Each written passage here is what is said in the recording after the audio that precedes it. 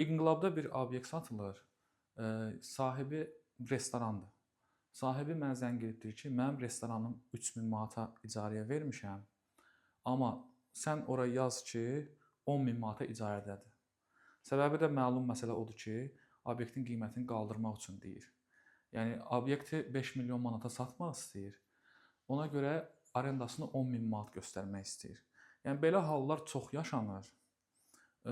Yəni təbii ki, mən o atqaz elədim. Mən çünki olmayan bir deyək ki, arendanı mən alıcıma, müştərimə deyə bilmərəm ki, bu obyektin 10.000 manat arendası var.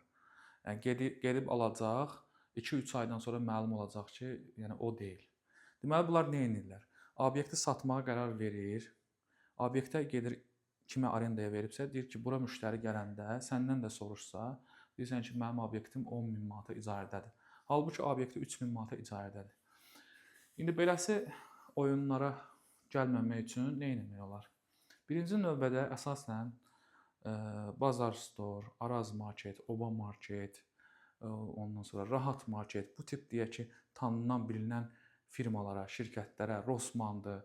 Bunlarda icarədə olan obyektlərin arendaları realdır. Çünki onların sənədləri məsələn neçə aydır, neçə manatdan arendadır, vergi pulları hamısı göz qabağında olur. Ona deyək ki, nəzarət etmək olur. Amma deyək ki, məsələn Əcəmidə bir gözəllik salonudur.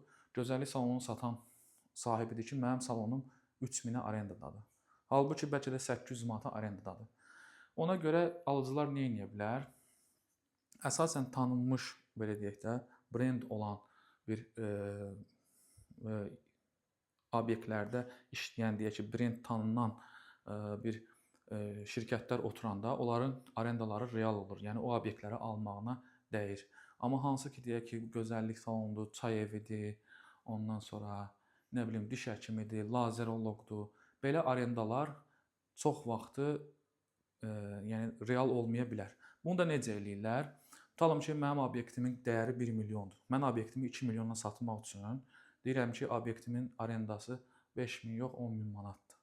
Onu da necə eləyirəm? Tutalım sən gəldin, arenda obyekti aldın məndən. 1 ay öz cibimdən, 2 ay öz cibimdən, 3 ay öz cibimdən 10.000 arendamı verirəm.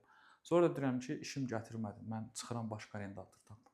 Sən başqa arendator axtaranda gələn arendator sənə 10.000 verməyəcək. Çünki sənin verdiyin obyektin arenda qiyməti 3000 manatdır.